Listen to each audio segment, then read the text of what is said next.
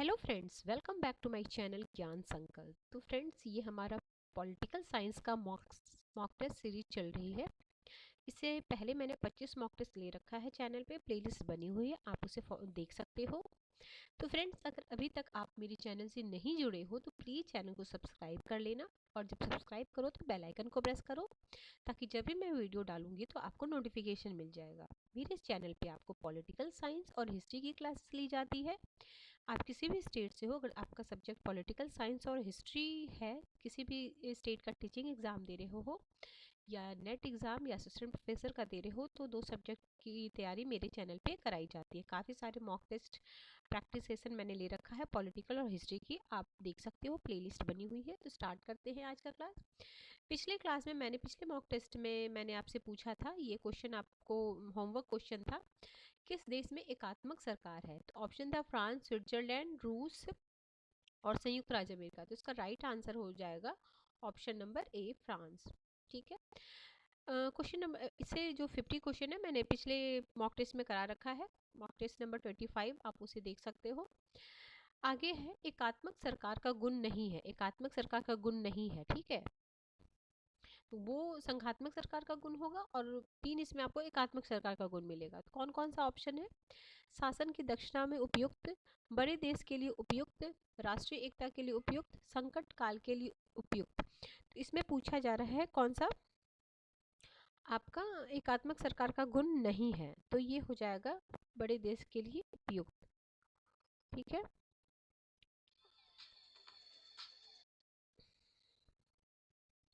आगे है question number 53। ठीक है, 53। ईस्ट इंडिया कंपनी स्थापित हुई थी, तो ईस्ट इंडिया कंपनी कब स्थापित हुई थी? तो वो हुई थी 1600 में। ठीक है। अगला क्वेश्चन है, 1906 में स्थापित हुई संस्था निम्नलिखित में से कौन सी है? ऑप्शन है स्वराज दल, ऑप्शन बी है हिंदू सभा, ऑप्शन सी है मुस्लिम लीग, ऑप्शन डी है भारतीय राष्ट्रीय कांग्रेस। ठीक है, तो इसका बहुत ही आसान क्वेश्चन है, क्या है इसका? मुस्लिम लीग की स्थापना हुई थी 1923 में, स्वराज दल, फिर हिंदू सभा, ये 1885। तो ठीक है, ये option C is the right answer. अगला है, भारत में ब्रिटिश क्राउन के शासन की स्थापना हेतु महारानी विक्टोरिया की घोषणा पत्र कब हुआ था? तो आजकल बहुत सारे फैक्ट्स, मतलब फैक्चुअल क्वेश्चन पूछे जाते हैं, तो ये सब आपको याद होनी चाहिए, और जितने ज़्यादा आप रिवीजन करोगे तो आपको ज़्यादा याद होगा। तो 1858। ठीक है। अगला है, कौन सा जोड़ा सुमेलित नहीं है? ठीक है, Ramakrishna mission, Swami Vivekananda, theosophical society Shrimati निवेशित, आर्य समाज, स्वामी दयानंद सरस्वती, ब्रह्म समाज, राम कृष्ण परमहंस। तो ब्रह्म समाज के कौन से ये थे, राजा राम मोहन रॉय थे। तो यही कौन सा सुमेलित नहीं है? तो ऑप्शन नंबर 56 का हो जाएगा डी, और बाकी सारा सुमेलित है। रामकृष्ण मिशन, स्वामी विवेकानंद है, थियोसोफिकल सोसाइटी श्रीमती अनी बेसेंट, आर्य समाज, स्वामी दयानंद सरस्वती।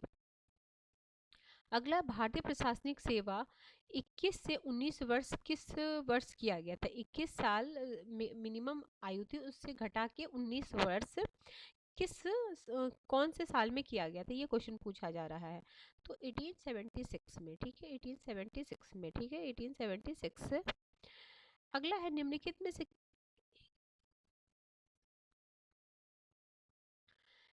में किस भारतीय राष्ट्रीय कांग्रेस के जन्म का श्रेय दिया जाता है? किसे भारतीय राष्ट्रीय कांग्रेस के जन्म का दिया जाता है? तो लॉर्ड ह्यूम को दिया जाता है, Lord Mountbatten, sir Auckland Colvin, Lord Curzon. ठीक है, ऑप्शन सी।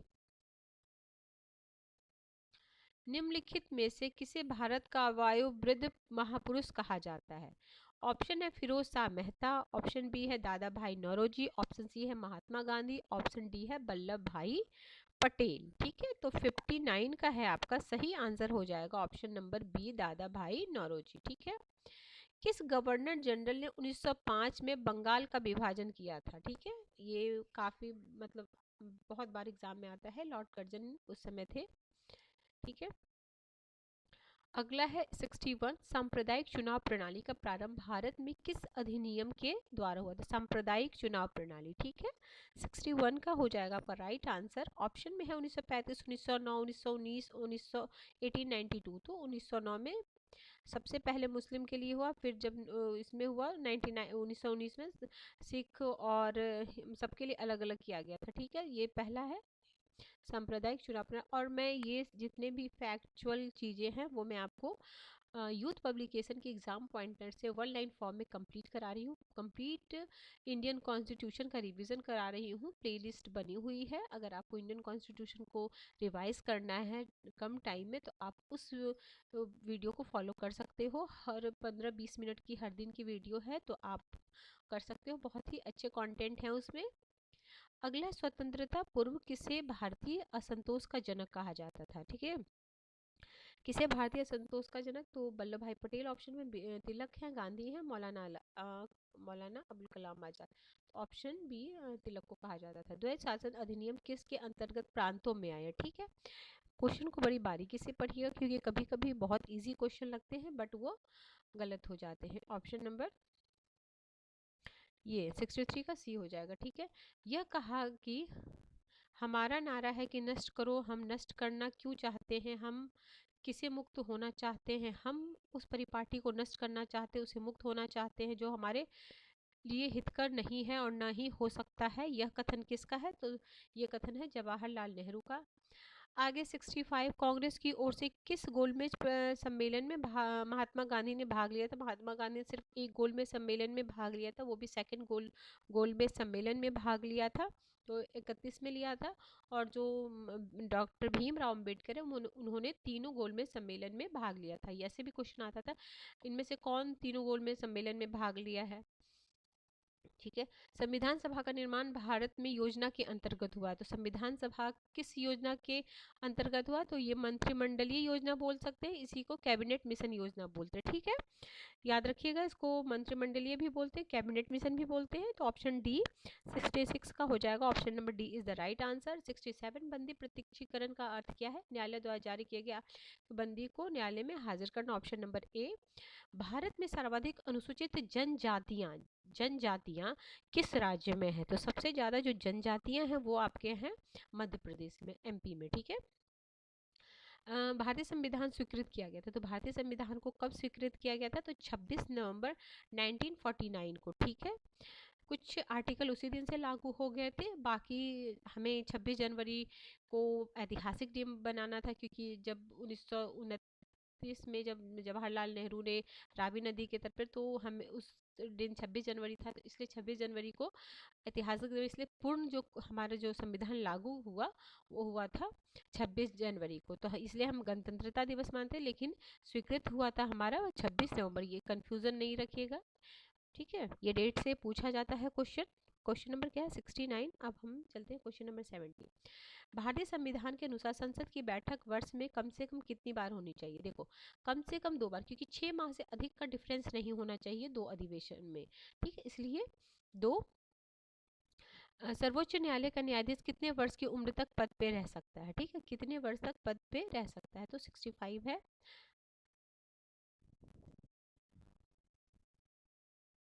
ठीक है, अगला है राष्ट्रपति पद के उम्मीदवार की उम्र कम से कम होनी चाहिए, तो 35 वर्ष होनी चाहिए। भारत के संविधान के किस अध्याय में लोक कल्याणकारी कार्यों का है? तो भाग चौथा, लोक कल्याणकारी राज्य हमारे नीति निर्देशक तत्व में है, तो वो किस भाग में है?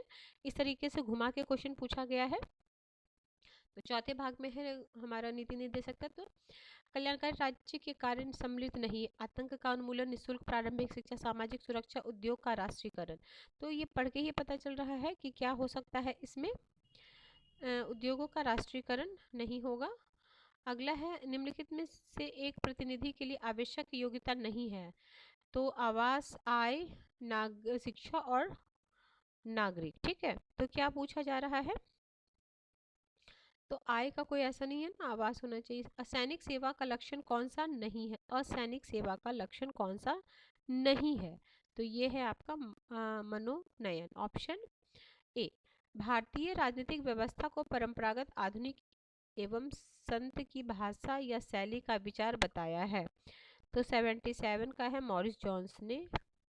अवशिष्ट शक्तियां भारत में किसे दी गई है? तो हमें पता है, देखो, अवशिष्ट शक्तियां भारत में केंद्र को दी गई है, और वहीं अगर अमेरिका पूछे तो अमेरिका में राज्यों को दी गई है अवशिष्ट शक्तियां। अगला, निम्नलिखित में से किस देश का अनुसरण भारत में संविधान निर्माताओं ने संसदीय व्यवस्था को क्रियान्वयन हेतु निश्चित किया है? तो 79 का है आपका ऑप्शन नंबर बी, ब्रिटेन। अगला है, भारत में संसद की सर्वोच्चता पर प्रतिबंध किसके द्वारा नहीं हो पाता है? तो 80 का है, ये राज्यों की विधानसभाओं द्वारा, ठीक है, वह व्यवस्था जो भारतीय संविधान द्वारा मान्य है, ठीक है। इसमें ऑप्शन है, तो इसका राइट आंसर है, निजी शिक्षण संस्थाओं में धार्मिक शिक्षा में विद्यार्थियों की उपस्थिति अनिवार्य नहीं है। आगे चलते हैं। 82 में क्षेत्रीय समायोजन की शक्ति भारत में किसके पास है, जिसके द्वारा वर्तमान राज्य के क्षेत्रों में परिवर्तन किया जा सकता है? तो 82 का आपका राइट आंसर हो जाएगा संसद, ऑप्शन ए। आगे है, संपत्ति के मौलिक अधिकार को कानूनी अधिकार बनाया जाने वाला संविधान संशोधन कौन था? तो ये था 44वां संवैधानिक संशोधन 1978। अगर डेट पूछे कब हुआ था तो 1978, और 42वां संवैधानिक कब हुआ था? 1976। आगे, भारतीय संविधान में सामाजिक और शैक्षणिक दृष्टि से पिछड़े वर्गों की उन्नति, अनुसूचित जाति जनजाति के लिए विशेष प्रावधान किस धारा में दिया गया है? तो ये दिया गया है धारा 15 में। महात्मा गांधी का प्रभाव किस निदेशक तत्व पे है? तो ग्राम पंचायत पे, क्योंकि वो सत्ता का विकेंद्रीकरण के बहुत ही बड़े पक्षधर थे। तो अगला है, भारतीय संसद के निर्माण में महत्वपूर्ण है, तो संसद के निर्माण किससे होता है? तो राष्ट्रपति, लोकसभा और राज्यसभा, इसको मिला के ही हम संसद बोलते हैं। कोई भी विधेयक कैसे होता है? लोकसभा में पास होता है, राज्यसभा में पास होता है, फिर राष्ट्रपति में हस्ताक्षर होता है तो वो विधेयक होता है। तो संसद का कार्य है वो, ये तीनों मिला के ही संसद होता है, ठीक है। संसद में ये तीनों आते हैं, इसीलिए राष्ट्रपति किसी का सदस्य नहीं होता, न लोकसभा का न राज्यसभा का, क्योंकि राष्ट्रपति को मिला के ही ये संसद तैयार होता है, ठीक है। संसद के 3 अंग हो गए। भारत के राष्ट्रपति हेतु निम्नलिखित में से कौन सा एक कार्य नहीं है, ठीक है, राष्ट्रपति का? प्रति हस्ताक्षर, संसद में संसद विधेयक पर अस्वीकृति, संसद में भाषण। तो क्या पूछा जा रहा है? आप क्वेश्चन को एक बार फिर से पढ़िए। राष्ट्रपति के हेतु कौन सा कार्य नहीं है? प्रति हस्ताक्षर नहीं है, हस्ताक्षर, प्रति हस्ताक्षर नहीं। निम्नलिखित प्रकार के राज्यसभा का सभापति पद ग्रहण करता है, तो राज्यसभा का सभापति ग्रहण करता है, पदेन हो जाता है। राज्यसभा का सभापति कौन होता है? उपराष्ट्रपति होता है। जैसे वो उपराष्ट्रपति के पद पे जाता है, वो उसका पदेन अध्यक्ष हो जाता है। तो ऐसा भी पूछा जाए, कौन सा ऐसा व्यक्ति है जो उसका सदस्य न होते हुए उसका अध्यक्ष होता है?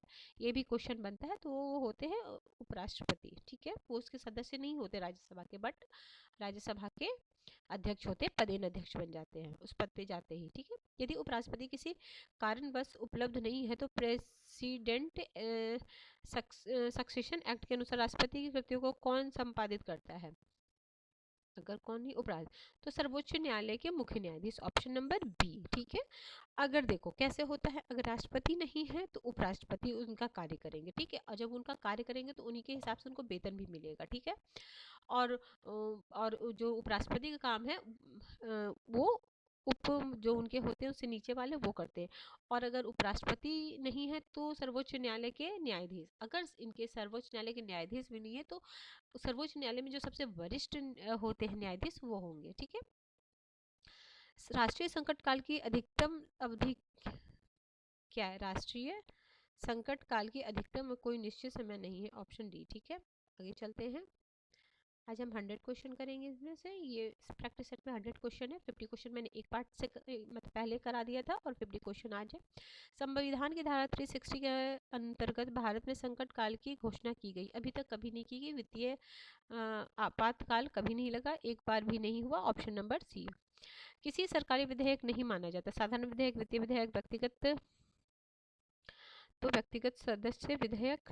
अगला, सर्वोच्च न्यायालय के न्यायाधीशों की नियुक्ति में सामान्यतः एक ही नियुक्ति की जाती है, 93 का है, एक मुस्लिम न्यायाधीश। अगर दीवानी मामलों में सर्वोच्च न्यायालय अपील के लिए, अब ये तो बहुत पहले का क्वेश्चन इसलिए मैं अभी इसमें नहीं करूंगी, अगला चलते हैं। न्यायिक समीक्षा का तात्पर्य है, ये मैं नेक्स्ट क्लास में आपको बता दूंगी, देखिए, ठीक है। या आप भी देख सकते हो क्या है। न्यायिक समीक्षा का तात्पर्य है 95 का, ये 96 है। संयुक्त राज्य अमेरिका में लोकप्रिय सदन के लिए कितने सदस्यों का कार्यकाल होता है? तो 96 का हो जाएगा आपका, यही 96 का है 2 वर्ष। ब्रिटेन में द्विसदनीय सदस्यों का कार्यकाल कितना है? द्विसदनीय का कार्यकाल आजीवन है। भारतीय संसदीय व्यवस्था का स्वरूप है, तो भारतीय शासन क्या है? आपका संघात, ये गणतंत्रीय, एकात्मक और संसदीय है। ऑप्शन नंबर गणतंत्र, संघीय और संसदीय है।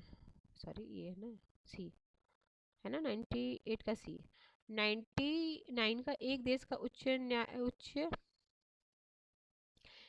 का उच्च सदन इकाई का समान प्रतिनिधि नहीं करता है। ठीक है, तो हमारे क्या नाम है 99 का सी, वो भारत में नहीं करता। जैसे मेरे वह देश जहाँ प्रत्यक्ष प्रजातंत्र अपनाई गई है, यह है स्विट्जरलैंड। ठीक है, तो फ्रेंड्स आज हमने 50 क्वेश्चन किया है। नेक्स्ट क्लास में मैं और भी प्रैक्टिस सेशन में काफ़ी सारे लेके आऊँगी जो आपको एग्ज़ाम में काफ़ी हेल्प करेगा। फ्रेंड्स, अगर आप जो वीडियो देख रहे हैं, आप प्लीज़ कमेंट करना कि क्या क्या मतलब किस किस स्टेट से हो आप और किस किस चीज़ की आप तैयारी कर रहे हो, ताकि मैं देखूँगी मेरे व्यूवर्स किस से हैं, तो मैं उस हिसाब से भी आपके लिए क्लासेस लेके आऊँगी। ठीक है, एक तो अगर किसी वजह से ये चैनल आपको हेल्प कर रहा है तो ज़रूर चैनल को सब्सक्राइब करें। जितने भी आपके फ्रेंड्स एंड फैमिली में होंगे उन तक मेरी वीडियो ज़रूर पहुंचाइए। तो मिलते हैं हम नेक्स्ट वीडियो में। Till then, bye bye.